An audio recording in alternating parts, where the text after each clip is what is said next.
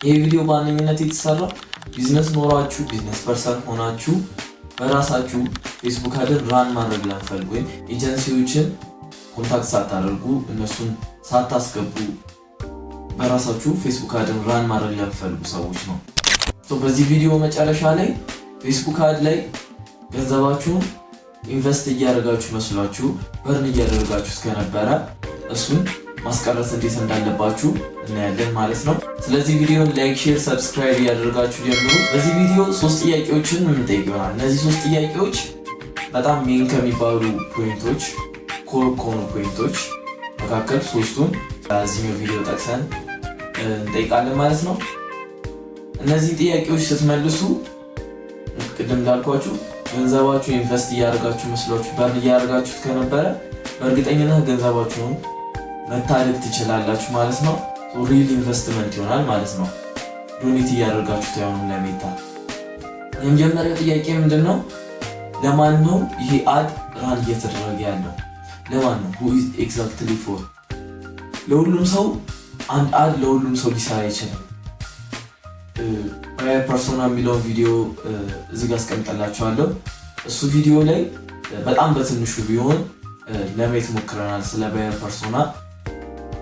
እንዲሁም በቀጣይ በተከታታይ ቪዲዮዎች እየሰራን ባየር ፐርሶናል ስቴፕ ባይ ስቴፕ እየሰራን ምን ይሆናል እና የሚገዛችሁ ሰው እዛ ጋር ታርጌት የምታደርጉትን ሰው ማወቅ ሊኖርባችሁ ይገባል።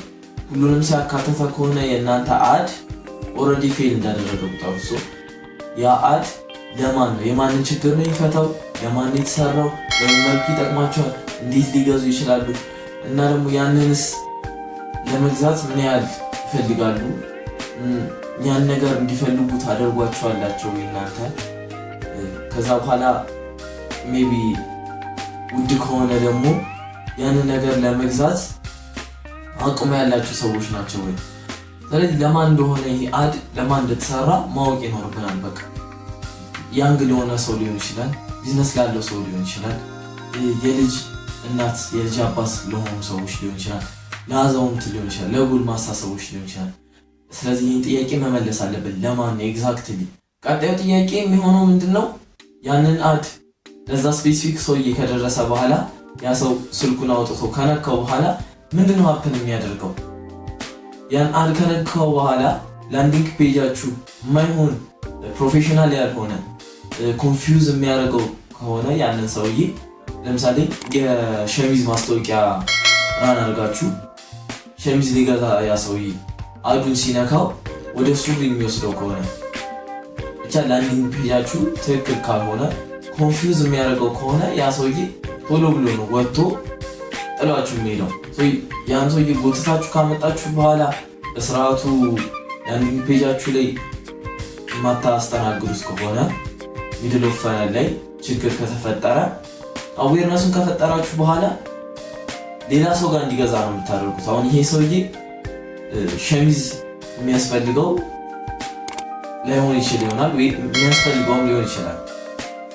ከዛ ፍላጎቱ ኦልሬዲ ከተነሳ በኋላ ሊገዛ ሲል እናንተ በእናንተ ስህተት ምክንያት ወደ ሌላ ቦታ ትገፉታላችሁ ማለት ነው። ሊገዛ የመጣው ሰውዬ ሳይገዛ ይመለሳል ማለት ነው። ስለዚህ እዚህ ጋር በጣም ጥንቃቄ ማድረግ ይኖርባችኋል። አዱን ከነካው በኋላ ኮንቨርት ማድረግ አለባችሁ ግዴታ። ስለዚህ ያንን አድ ከነካ በኋላ ያ ሰው ኮንፊውዝድ መሆን የለበትም።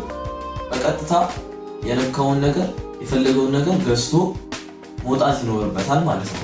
ከሶስቱ ጥያቄዎች እንግዲህ ሁለቱም ጥያቄዎች ከበር አድርገናል። የመጀመሪያው ጥያቄ ለማን ነው ያ አድ የሚሰራው? ሁለተኛው ጥያቄ ደግሞ ያን አድ ካየ በኋላ ሰውየው ቀጣዩ ስቴፕ ምንድነው የሚሆነው ነው።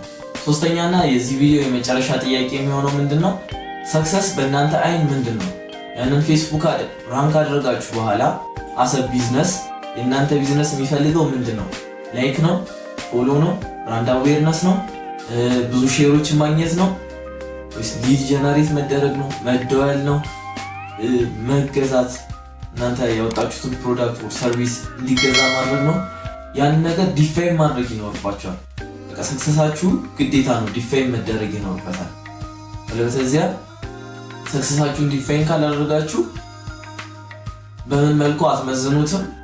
ያን ሰክሰስ ሂት አድርጌያለሁ ወይ ተሳክቶልኛል ልትሉ አትችሉም። ከስር ያለውን ልትሉ አትችሉም። እንግዲህ በጣም ብዙ ቦታ ሲባል ልትሰሙ ትችላላችሁ። ፌስቡክ አድ በጣም ፓወርፉል የሆነ ነገር ነው። ቢዝነሳችሁን ኮምፕሊትሊ ሊቀይረው ይችላል። ስለዚህ ቢዝነሳችሁን ኮምፕሊትሊ ሊቀይር የሚችልን ነገር በጥንቃቄ በብልሃት ነው መጠቀም ያለባችሁ። እሱም በስርዓት ከተጠቀማችሁት 3 4 5 እጥፍ 10 እጥፍም 20 እጥፍም ልታተርፉበት ትችላላችሁ። እሱ የእናንተን አጠቃቀም ይፈልጋል። ቢዝነስ ኖራችሁ ስለ ፌስቡክ አድ ሞር ማወቅ የምትፈልጉ ከሆነ ፌስቡክ አድ እያላችሁ ጻፉልኝ። ኮመንቱን አይቼ ተከታታይ ቪዲዮዎችን እንሰራላችሁ ይሆናል። ዛሬ ቪዲዮአችን ይህን ይመስል ነበረ። በቀጣይ ቪዲዮ እስከምንገናኝ ድረስ see you